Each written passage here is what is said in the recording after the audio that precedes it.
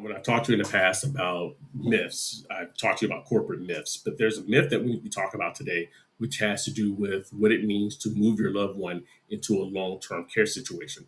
And a lot of us seem to lean towards, hey, their life is over, things are on the decline. But I'm here to tell you that is not the case.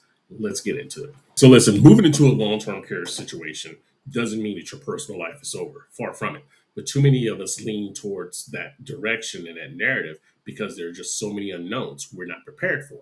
I'm here to tell you today, as a patient, you do not have to trade your clothing, the things that you like to wear and adorn yourself with, for a patient's gown 24 hours a day.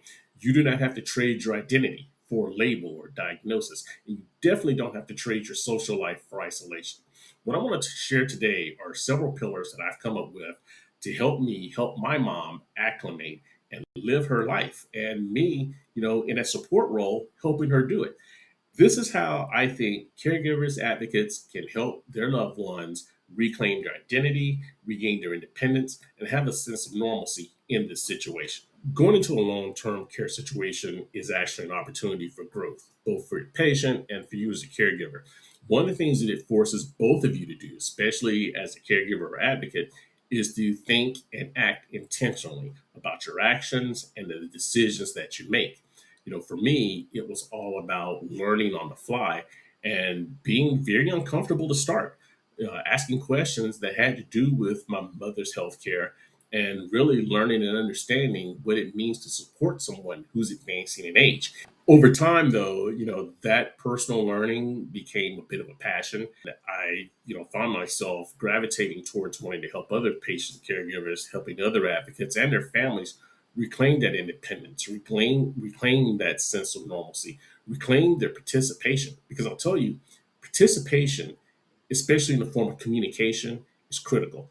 If there's any cracks in your communication, you have to fix them. So that means setting aside any grudges, any past offenses, and also looking past offenses that might come forward. And here's what I mean by that: if your loved one is in memory care, they're not going to remember everything they say to you. They're not going to remember everything they do, and they are going to react to basically 80% of everything around them.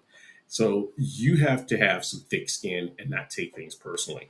Listen, one of the things that I would strongly encourage caregivers and advocates to remember is this: yes, the role does take up a majority of your time, but it's not your whole identity. Same token, as a patient, just because you are a patient doesn't mean that you have to forego your identity in favor of passive participation in your own life. If you are able to make decisions on your own, if you're able to participate and engage, then you should be receiving input, guidance, not orders, not direction. That's not the way this works, because going about it that way can only cause confrontation and makes life tough. So the first thing I want to talk to you about is getting beyond the bed. And what I mean by that is this: mobility. It's not just physical, it's also social. So if you are tethered to your bed, tethered to your wheelchair, tethered to your diagnosis, that is going to limit your ability. It's going to shrink your world. As the advocate, as the caregiver, it's up to you to help your loved one by coordinating with patience and persistence, coordinating with the staff to get your loved one involved in things that they like to do, not things you want them to do, but things they actually like to do, and figuring out, what is the best time for them to engage. Some people are not morning people, whether it's because of their natural personality or because of the situation that they're dealing with, both mentally and physically. But the idea is this: you don't want to force participation. You want to make sure that they know that that participation is open to them. The second thing that I would encourage you to do is to help them curate their world. Listen, my mom calls me all the time and reminds me, hey, don't forget my jacket or my hat, or I like this perfume, I like this cologne, bring my pillow. And these things are not trivial asks. They're actually things that shape her personality. They are part of who she is. And, people go into these skilled nursing facilities and they think, man, I'm going to lose my identity. You can't let them do that. And the one thing you don't want them to do is to isolate and you lose their zest for being alive. It's important.